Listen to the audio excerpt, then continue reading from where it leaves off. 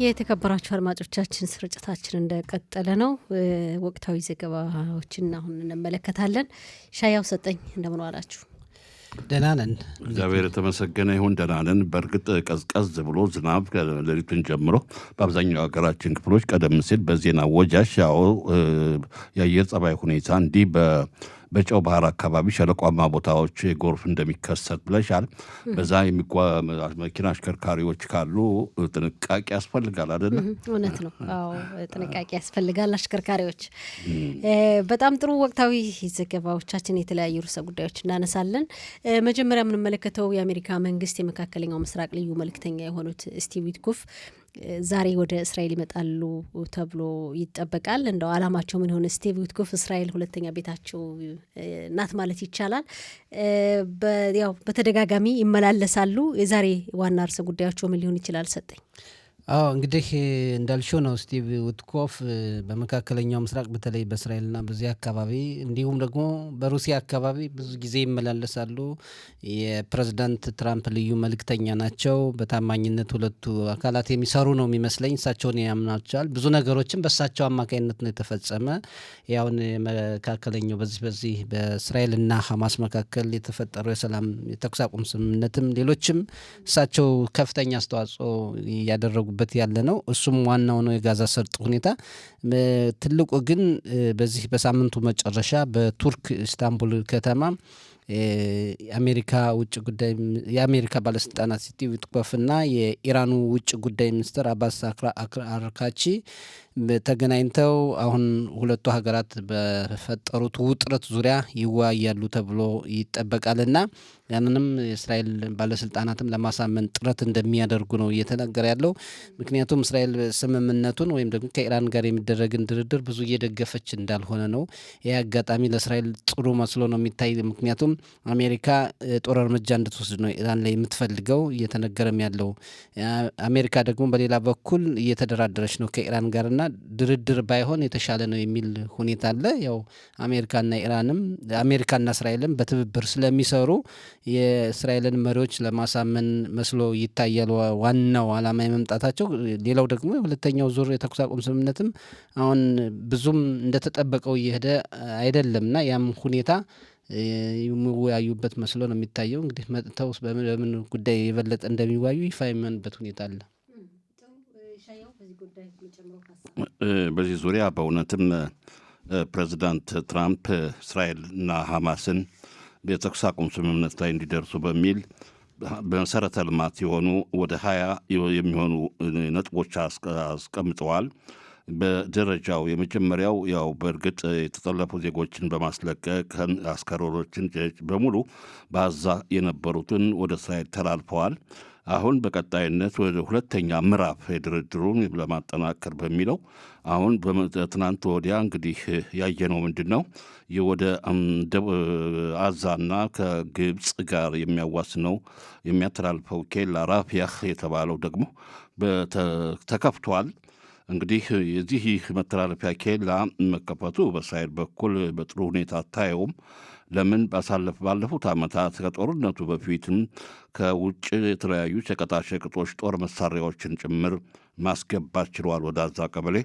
አሁን ባልሳሳት በዜና እወጃሽ ላይ በጣም አስገራሚ ሆነው የተባበሩት መንግስታት ድርጅት የእርዳታ አስተባባሪ በሱም ጣቢያ ያለበት ጣቢያ አካባቢ ላይ የሐማስ ድርጅት አሸባሪዎቹም በርካታ መድፍ ከ100 በላይ የሚሆኑ መድፎችን እንዲሁም የተለያዩ ጦር መሳሪያዎችም አሁን የሰብአዊ እርዳታ የሚለግስ ምግብ፣ ልብስ፣ መድኃኒት በጆንያ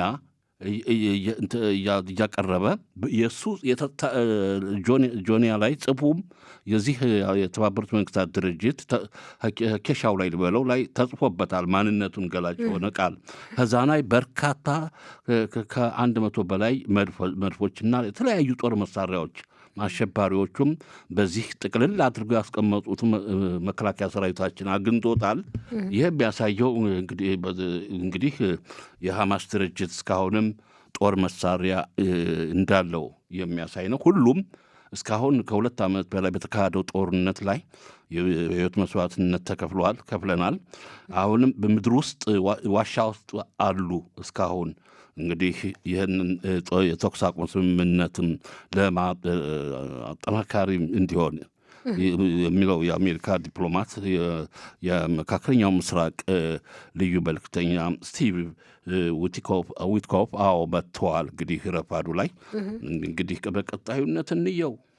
አዎ ያው እንግዲህ ከዚህ ጋር ተያይዞ ሻያው ከንተ ነው የምንቀጥለው። አሁንም እንዳልከው ሐማስ በጋዛ ሰርጥ ያለውን ሁኔታ የሚመለከት ነው። ሐማስ እንደገና ራሱን ለማደራጀትና ስልጣኑን ለማስቀጠል ጥረት እያደረገ እንደሆነ የሚገልጹ የተለያዩ መረጃዎችም እየተገኙ ነው። ያዘጋጃቸው ሰነዶችና እንዴት ነው አሁን እስራኤል ይሄን ችግር በምን ሁኔታ ልትፈታ ትችላለች? እንዴት ይታያል?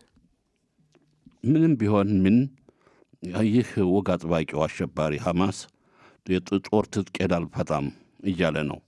በእስራኤል በኩል ደግሞ ሁሉን የጦር መሳሪያውን ሐማስ መፍታት አለበት። ያ ካልሆነ ካልተገበረ ያው ሰላም የለም። እንግዲህ ይህ ድርጅት ባዛ ቀበሌ እሱ አስተዳዳሪ መሆኑን ወታደራዊ ኃይሉን እያንቀሳቀሰ ነው ያለ። በዋናነት ስነ ስርዓት አስከባሪ ፖሊሶች በዛ ከተሞች እና በሌሎች እየተንቀሳቀሱ ነው የሚገኙት። ይህም ብቻ ሳይሆን የወታደራዊ እንቅስቃሴው እንዲህ መልሶ ለማቋቋም ከፍተኛ ጥረት እያደረገ በሚገኝበት ጊዜ ደግሞ ማንነቱን ገላጭ የሆነ አርማ ሎጎም ይባላል።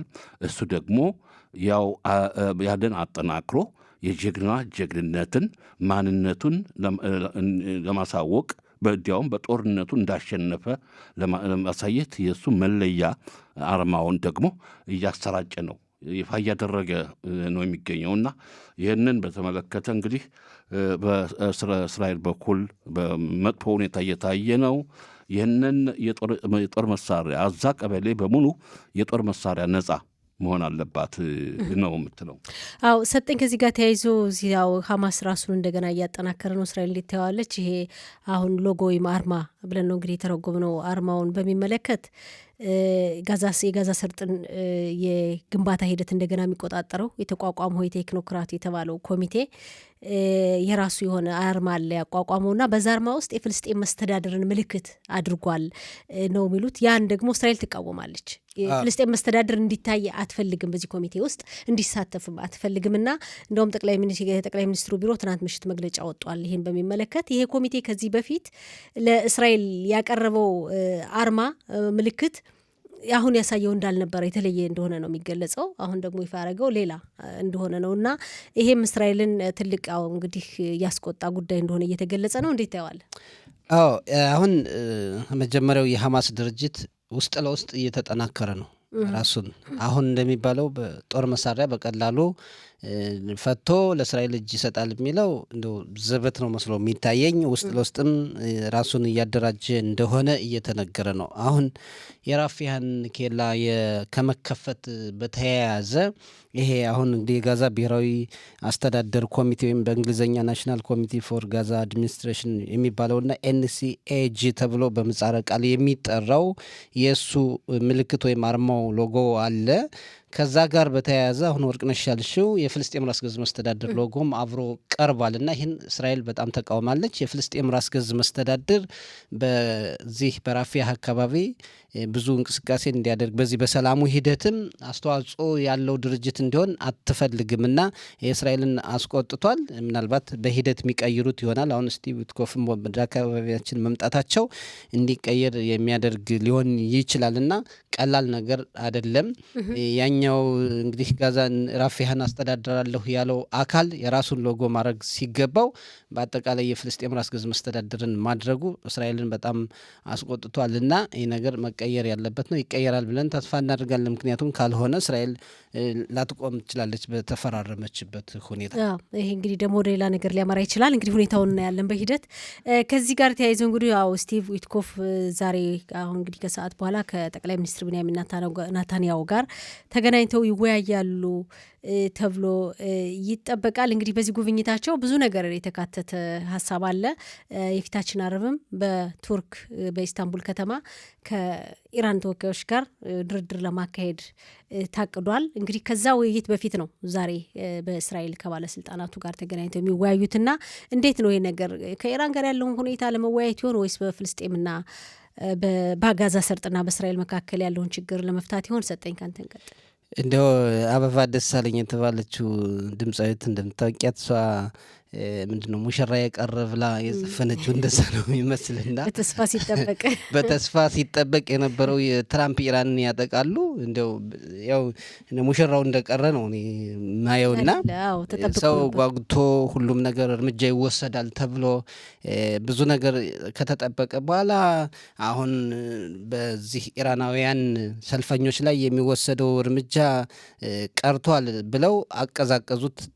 ትራምፕ አንዳንዴ የሚያደርጉትና የሚናገሩት አይገናኝም። ከዛ በኋላ ዲፕሎማሲያዊ መንገዱን መርጠናል አሉ። አሁን ደግሞ ይባስ ብሎ እስራኤል በጣም አሁን በወቅቱ ከማትፈልጋት ቱርክ ኢስታንቡል ውስጥ ድርድር ሊደረግ ነው። ኢስታንቡል ውስጥ የሚደረግ ድርድር የአሜሪካና የኢራን ባለስልጣናት መቼም እስራኤልን ታሳቢ እንደማያደርግ አስቀድሞ መገመት ይቻላል እና እዛ ድርድር ሊደረግ ነው። እርግጥ ቱርክ ከአሜሪካ ጋር በጣም ጥሩ ግንኙነት ነው ያላት፣ ከእስራኤል ጋርም በጣም ጥሩ ግንኙነት የነበራት ሀገር ናት። ያው ታይብ ኤርዶዋን በአበላሹት ኑሮ እና አሁን እንደገና ድርድር ሊደረግ ነው። በዚህም ዙሪያ ነው ስቲቭ ዊትኮፍ እንግዲህ ለማሳመን ናታንያሁን ሊጥሩ ይችላሉ፣ ምናልባት ከስምምነት የሚደርሱ ከሆነ ማለት ነው ኢራንና አሜሪካ። ስለዚህ በሳምንቱ መጨረሻ ድረስ ድርድር ይደረጋል ተብሏል። ምን ያክል ውጤት ያመጣል የሚለው ብዙ ሰዎች እያመኑበት አይደለም። ምናልባት ደግሞ ጊዜ ለመውሰድ ኢራንም አሁን የሞት ሽረት አይነት ትግል ልታመጣ ስለምትችል ጦርነቱ ከተጀመረ እርምጃ ከተወሰደባት ያላትን መሳሪያ ሁሉ ወደ እስራኤል ወደ አሜሪካ ጥቅሞች በአካባቢው ሀገራት ባሉ የኢራን ወዳጆች ላይ ልትተኩስ ትችላለች የሚል ቅድመ ዝግጅት እየተደረገ ስለሆነ ምናልባት ጊዜ ለመውሰድ ሊሆን ይችላል። ትራምፕ ባለፈው ጊዜ የ12 ቀኑ ጦርነት ጊዜ እንደራደር ነው በሚቀጥለው ሳምንት ቀጠሮ ተይዟል ሲባል ነው እስራኤል እርምጃ የወሰደችው እና እንደዚህ አይነት ሁኔታም ሊመጣ ይችላል። ቀላል አይደለም ያለው ሁኔታ፣ ግን ውጤታማ ይሆናል የሚለው አነስተኛ ነው ግምቱ። ግን ደግሞ የሚሆነው አይታወቅም። በዚህ ያለ የሚሆነው አይታወቅም። ሻያው ደጉ እንደው እዚህ ጋር ተያይዞ የአረብ ሀገራት አሜሪካን እያሸማገሉ ነው ይባላል ጥቃት እንዳትወስድ በኢራን ላይ ጉዳት እንዳለው ያው ጫና ያደርጋሉ ይባላል። ትራምፕ ደግሞ በአንድ በኩል ከባድ የጦር ኃይል ወደ ኢራን አቅጣጫ እየተጓዘ ነው፣ በቅርቡ ይደርሳል እንዲሁም ብለዋል። እንደውም መጥፎ ነገር ነው የሚከሰተው በስምምነቱን ካልተቀበለች በኢራን ስር ነቀል ለውጥ መደረግ አለበት ይላሉ እና የኢራን መንግስት በስምምነቱ እውነት ስር ነቀል ለውጥ ሊያደርግ ይችላል ወይ? በእስራኤል በኩል ደግሞ የአሁኑ ጥቃት ይህ አጋጣሚ እንዳያመልጥም የሆነ የሚጠበቅ ነገር አለ ይባላል እና እንዴት ነው እንግዲህ ቅድም እንደተነጋገራችሁ እነዚህን ውጥረት ነበረ፣ ዛቻ ነበረ።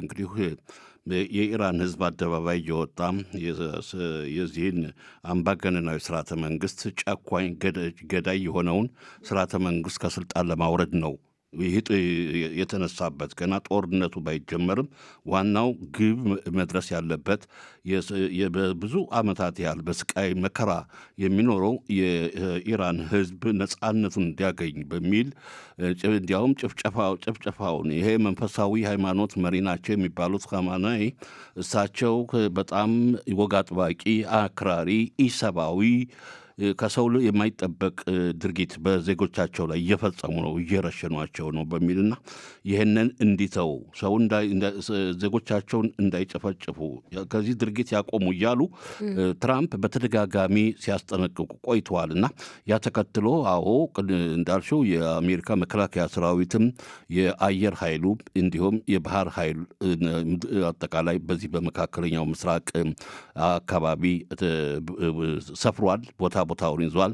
በኢራን በቅርብ ርቀት በሚገኘው በፋርስ ባህረ ሰላጤ በግዙፍ የሆኑ በርካታ ተዋጊ ቦምብ ጣይ አውሮፕላን የሚሸከሙ መርከቦችም ዛሉ። እዚህ በደቡብ እስራኤል በኢላት ከተማ ባህር ዳርቻ ደግሞ እንደዚሁ አሉ የጦር መርከቦች አሁን ምንድን ነው እየተደረገ ያለው? እስካሁን የቃላት ጦርነት ነው፣ የስነ ልቦና ጦርነት ነው።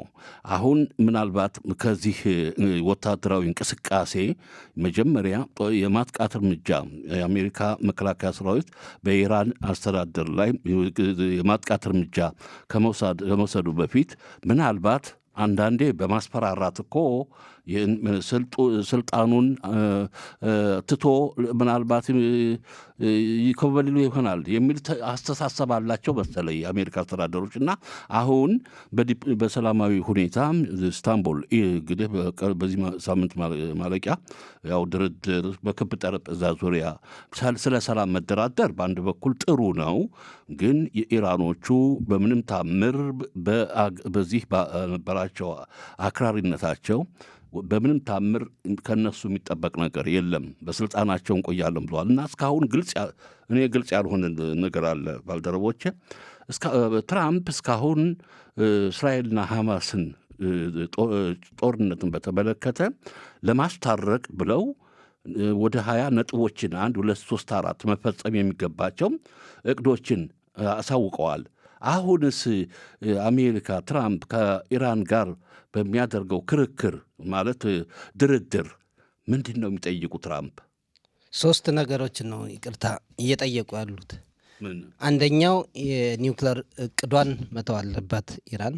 ይሄ ደግሞ ለኢራን ሽንፈትም ነው፣ የምትፈቅደውም አይደለም። ሁለተኛው የባለስቲክ ጦር መሳሪያ የባለስቲክ ሚሳኤል ግንባታዋን ማቆም አለባት። ሶስተኛው ደግሞ ኢራን ተላላኪዎቿ ለሆኑት ለነ ሐማስ ለነ ሂዝቦላ እርዳታ ማቆም ነው። እንግዲህ 3ቱን ከተወች ማለት ኢራን ጸረ እስራኤል እንቅስቃሴዋን አቆመች ማለት ነው። እና እንደው ጊዜ የለንም እንጂ አሜሪካ አሁን ለኢራን ሕዝብ ተጨንቃ የኢራን ሕዝብ እየተገደለ ስለሆነ አሳስቧት መስሎ አይታይም። ኢራን በመካከለኛው ምስራቅ ለእስራኤልም ለአሜሪካም ለምዕራባውያንም እንደ ጋሬጣ ስለሆነች አሁን ያለው አስተዳደር መውደቅ ስላለበት ነው እንጂ በብዙ ሀገራት እኮ ኢሰብአዊ ድርጊቶች ይፈጸማሉና አሜሪካ የዓለም ሰላም አስጠባቂ ከሆነች በኢራን ብቻ አይደለም፣ ሌሎችም አፍሪካ ሀገራት። ምላሽ ሰጥተኸኛል፣ አመሰግናለሁ ወርቅነሽ። አሁን ይገርማል፣ የአሜሪካ ሀያል መንግስት ናተኝ ይህንን የጦር መሳሪያዎችን ለማንቀሳቀስ ምን ያህል ገንዘብ ምን ያህል ዶላር ይበዘብዛል፣ ወጪ ያደርጋል። የስንት የድሃ በሚሊዮኖች የሚቆጠር በዓለም ላይ ያሉ ድሃ የገንዘብ እርዳታ ላይ መዋል ሲገባ ይንቀሳቀሳል። ምን ያህል ገንዘብ እየባከነ ነው። አሜሪካ እንዳልከው በእርግጥ በዓለም ላይ ያሉ ድሆች ሳይበሉ ማደራቸው ሳይሆን የሚያስጨንቃት የበላይነቷ፣ የራሷ ደህንነት፣ የራሷ ጥቅም፣ የራሷ ኢንተረንስ አለ። ለዛ ነው በእርግጥ የኢራን መንግስትም እንደ ደካማ ጎን ይሆናል ብሎ አንስቶት የነበር አሜሪካ በኢራን ላይ ወታደራዊ ጥቃት ብትከፍት ከባድ በርካታ ወታደሮቿ ይሞታሉ፣ በቢሊዮኖች የሚቆጠር ዶላር ትከስራለች፣ በኢራን በአፍጋኒስታን እንደነበረው በማለት እንደ ምሳሌ አንስተዋለች። እና ልክ ነው፣ ይሄም አንዱ ምክንያት ነው። ነገር ግን አሜሪካ እንግዲህ ጉዳዩ አይደለም እንደዛ ማለት ይቻላል። ባለው ሁኔታ ከኢራን የምትፈልገው ነገር አሁን ሰጠኝ የጠቀሳቸው 3 ምክንያቶች እንደነበሩ ይጠቀሳል። በዋነኛነት ግን ትናንት ጀምሮ እየተነገረ ያለው ደግሞ የኒውክለር ጦር መሳሪያ ግንባታው ጉዳይ ነው። ይሄ ነው እንደ ትልቅ ነገር ተነስቶ በውይይት ላይ ያው ዋና ርዕሰ ጉዳይ ሆኖ ያለው። የባላስቲክ ሚሳኤሎች ጉዳይ ደግሞ ለእስራኤል የበለጠ ያሰጋል። እንግዲህ የባላስቲክ ሚሳኤሎቿን ከቀጠለች ያው በእስራኤል ላይ ያለውን ዛቻ የነበረውን ሁኔታ ስለምናውቅ ከባድ ነው። የኢራኑ ከፍተኛ መንፈሳዊ መሪ አሊ ሀሚናይ እንዲያውም የተብላላውን ኡራኒየም መጠን ወደ ሩሲያ እንኳን አሸሻለሁ በማለት ከሩሲያው ፕሬዚዳንት ፑቲን ጋር ሁሉ እንደተነጋገሩ ተገልጿል። በርካታ ምንጮች ጧት ሲገልጹት ነበር፣ የውጭ ሀገር የአሜሪካ ጋዜጦች። በዚህ ሁኔታ እንግዲህ ለመስማማት ፈቃደኛ ከሆኑ ውስጡን መመርመር ያስፈልጋል። ኢራን ምን አስባ ነው የሚለው ጉዳይ በተለይ ደግሞ እንደ መካከለኛው ምስራቅ ነዋሪ በዋነኛነት እስራኤል፣ ሌሎች ሀገራትም የኢራን ጉዳይ ትልቅ ጥያቄ ምልክት ውስጥ ያለ ጉዳይ ነው። እንግዲህ በሂደት የሚታይ ነው። ሻየው አመሰግናለሁ።